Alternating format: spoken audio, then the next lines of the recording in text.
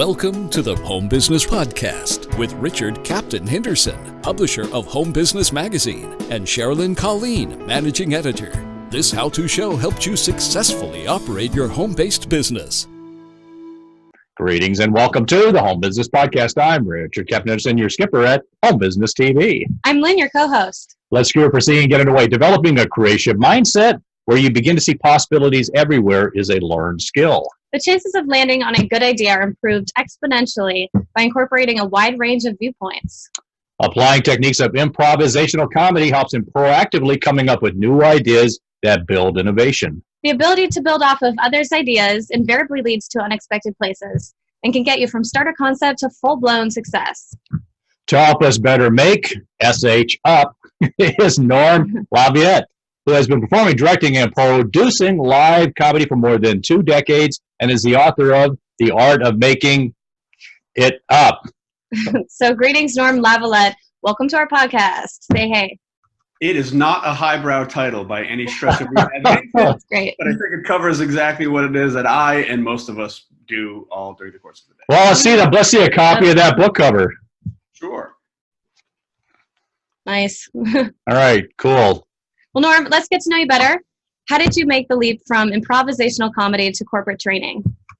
You know, when we started the theater that I founded, a place called Improv Asylum, when we founded it really about 21 years ago, you know, one of the things that we knew, you know, I always say this, right?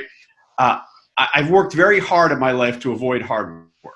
And so it takes a lot of hard work, right? And one of the takes hard work to avoid hard work. It really does. You got to work hard at it. And you know, when we started the theater, obviously we knew that we were going to entertain audiences, live entertainment. Mm-hmm. Yet the IP that we have as performers, as comedians, is what we do on stage. So from a business standpoint, we always knew, hey, we want to make sure that we're getting this IP operating around the clock as much as possible. And we all came from the 3 founders at the time. We all came from, you know, various corporate backgrounds.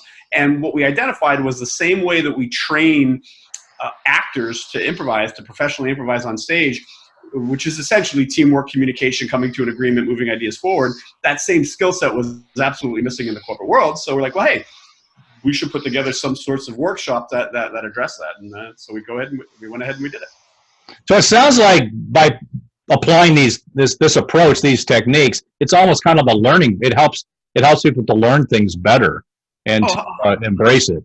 100%. You know, I mean, look, it's a learned skill, right? It doesn't matter. I mean, everybody's improvising.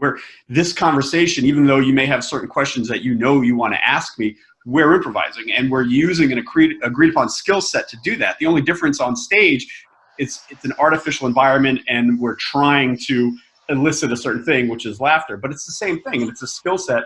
And because, even though it sounds very dry, everything that we do is kind of funny, that is strategic because when people laugh, they relax. Yeah. When they relax, you can slip a message. I've sat through a lot of corporate type training, particularly when I was in the Navy, and it was anything but funny. And you know, the few times there was some humor, like 2 or 3 years later, that's what you end up remembering is, hey, remember when that guy was up there doing the presentation, he made everybody laugh. I mean, you know, those are the memory points. Of course, you know, and look, the military is notorious for it, right? I mean, you got your field tactical trainings and all that kind of stuff. That they can be very undynamic, but it doesn't matter if it's military, corporate, whatever. When you have somebody that can be more dynamic, that can communicate, it changes everything from a presentation. Yeah, I saw something like 20 years ago, and I still remember some of the corny jokes they told at the presentation. So yeah, you're kind of onto something here. But let's learn more about this improv. Norm, what are some common misconceptions about how innovation happens? Well, you know, I see this all the time, right? And I'm sure you or your audience has been in these meetings, right? Where you're in a meeting and someone's like, okay, we're gonna be going over budgets for the next hour. We're going to take a break at 11:05. We're going to be creative. We're going to be creative from 11:05 to noon. We're going to go over the logistics. No, that's not how it works. It's very difficult to legislate innovation and creativity. What you have to do is you have to create an environment and a culture that allows it to happen. And I think that's the biggest mistake that we see. And there are so many, and sure, improv and improv comedy is one, but there are so many organizations that are adept at being creative, and they have skill sets, and people should really look them up. Well, Norm, what obstacles get in the way of maximizing our creative potential? I think the obstacles that get in the way, really of maximizing our creative potential are a couple things, right? Individually, it's that voice in all of our heads, right? That says, I'm not good enough, I'm not smart enough, it's stupid, people are going to laugh at me. Self-doubt. It's the number one thing, right? As a performer and as a comedian, you face that and you overcome that earlier in your career, because if you don't have a career. You're not going to be able to do it, right? And that's the beauty of being on stage, is you face failure viscerally, nightly when you start, right? Something I always say is the first step to greatness is sucking. And if you aren't willing to suck, you ain't ever going to be great. And that's true of comedy or anything. So that first thing is getting past that voice that's in all of our heads. And things like taking an improv class, taking a singing class, painting, whatever it is, anything that puts you a little bit outside of your comfort zone, it's great, because it's not that you're trying to turn into an improv comedian or a stand-up comedian. You're trying to push through that tissue that says you can't do it. And when all of a sudden you take an improv class, you're like, oh, all right, I could totally do it. What you've done is you started to rewire your brain to say, I can try other things that I really want to pursue. That's number one. In a group setting, in an organization or a company, the number one thing that really holds innovation and creativity back is the no mindset, right? Is the mindset where somebody offers up an idea and it's immediately killed with, no, we can't, that's not going to work. The sharpshooter, the devil's advocate.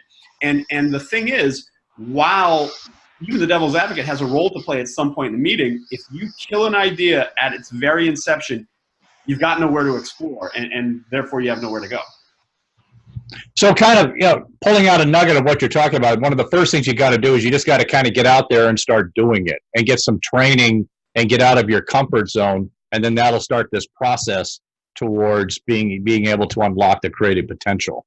Well, it's true. And I would even say that, like I say, things like improv classes or acting classes are fantastic for that. There's no doubt about it. But I think the key is what you said, Richard, was do something that gets out of your comfort zone. Do something, it doesn't matter if it's a ballroom dancing class or rock climbing, when everybody says, why are you rock climbing, right?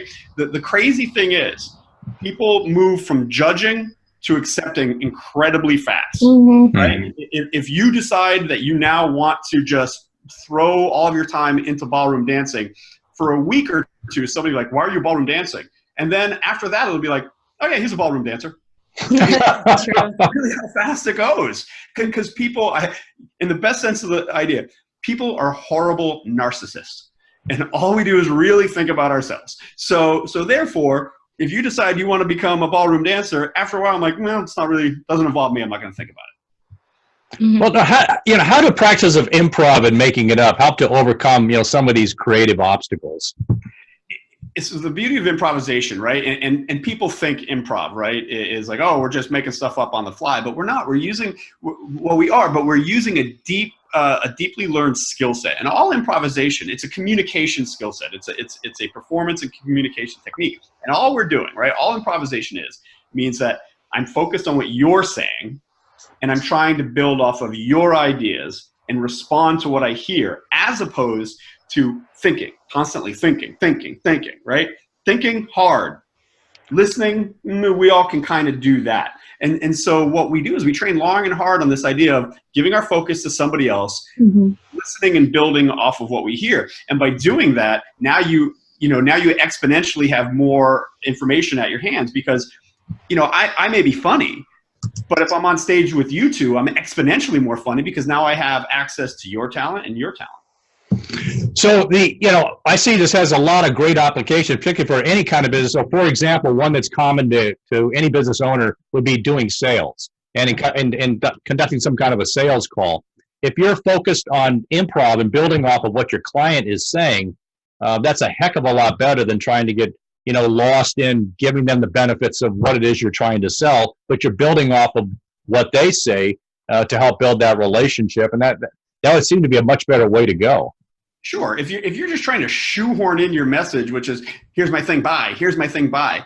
I mean, we're all pretty savvy nowadays. We're being sold constantly. So what you're looking to do is you're trying to build that relationship and build that conversation. Yeah, you'll get to your points, but it's so much more organic when we get there by having a conversation and they finally bring up a pain point. You're like, well, that's really interesting you would mention that, because, you know, with my service, we do X, as opposed to, okay, here's my service. We do X, we do Y, we do Z. Let me tell you all about them and all the benefits. Half of those benefits may not even be for the client. Why are we wasting their time? And so if you can engage in this relationship, which is, I'm listening to what you have to say, I'm building off what you hear, I can still control the conversation to bring it around to my message, but it's far more organic. Mm-hmm. Yeah, they always talk about have a client focus. And if you're not doing something like improv, you've got to constantly focus on, okay, how do I get that client focus as they babble on about my features? So this is a natural fit for, you know, people can apply in their businesses every day. Well, I heard it said recently at a keynote that I was giving, and, you know, I was doing question and answer with the audience after. And so I'm absolutely stealing this from somebody from the clients, from somebody from the audience. The idea is called steal like an artist. All artists steal.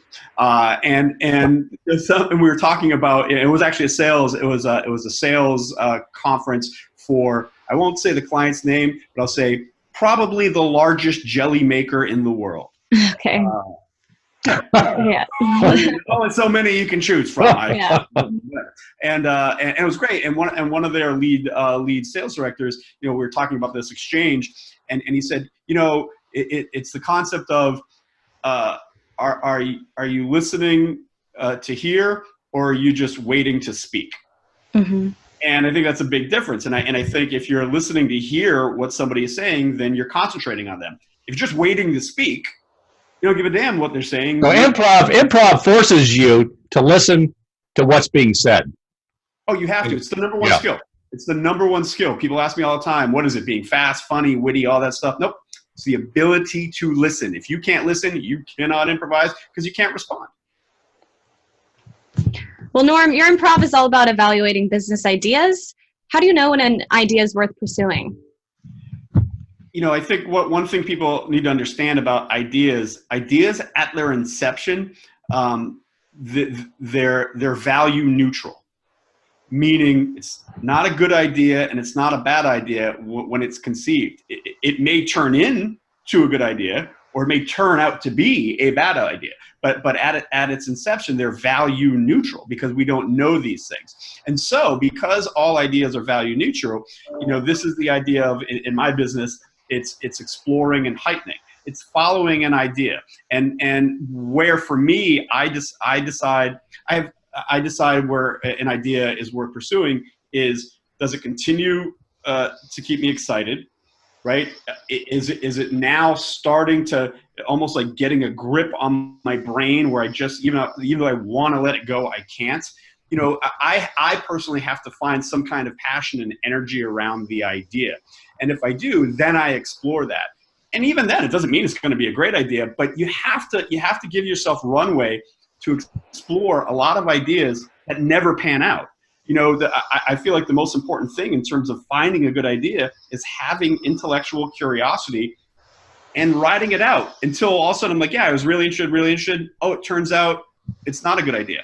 That's not a failure. That's great. Because what you're trying to do is you're trying to develop your neural pathways to keep following an idea. Because you're not going to hit a home run every time up. But if you keep pursuing it and you keep pursuing different ideas, it starts to actually form Let me see if I understand this right. What you're saying is, like, going through those process of improv and that creative process, that helps you to move to a business idea that starts off, you're saying, value neutral, but then going through that same creative process, that's how you'll better, be able to explore that idea and to see whether it's something that can pan out. Absolutely. And also, it's okay when they don't. They're supposed to not to. There's plenty, right? And so you want to be able to get used to that to then identify more ways of exploring and different patterns. But they're not all going to work out, and they're not supposed to. You need to be intellectually curious. Well, I say if 10% of the ideas work out, that's probably a pretty good track record. 10%? Oh, sign me up for that hedge fund. Yeah. It's not working out. We gotta be optimistic. It's like 98 out of 100 of like, business, these things fail. But when two of them, make 500 million or $1 billion, that's all you need. Yeah, you got to go through those first 98 first. Well, Norm Laviette, this has been a great discussion on using improv comedy principles to build better teams. Do you have any final points you would like to share? I would like to point out that in improv comedy, we do not make $1 billion a year. So if anybody wants to pay me that, I will take it. What I like to say to everybody is you all have something in you and you just need permission to go ahead and pursue it. Don't give a damn about what everybody else thinks about you. They do not matter. And when you start to push through that, you're like, oh, I don't care. Once you don't care about anybody else, once you don't give a SH, That's exclamation mark T. You really can kind of roll, man. Good. Well, Norm Laviette, thank you for being such a wonderful guest on our podcast. Happy to be here. Yes, of course. To learn more about Norm Laviette and his book, The Art of Making SH exclamation point T up, please visit iainnovation.com or podcast website for more information on guests. Thanks for joining us in this episode of the Home Business Podcast. Share your feedback with us on Facebook, Twitter, Instagram, and at our website, homebusinessmag.com. Visit the website for information on advertising, subscribe to our newsletter. Please visit our sponsors. For more information, visit homebusinessmag.com or the expo at homebusinessexpo.com. I'm Richard Captain Henderson saying, anchors away. We'll talk with you soon. Until then, make it a great home-based biz day.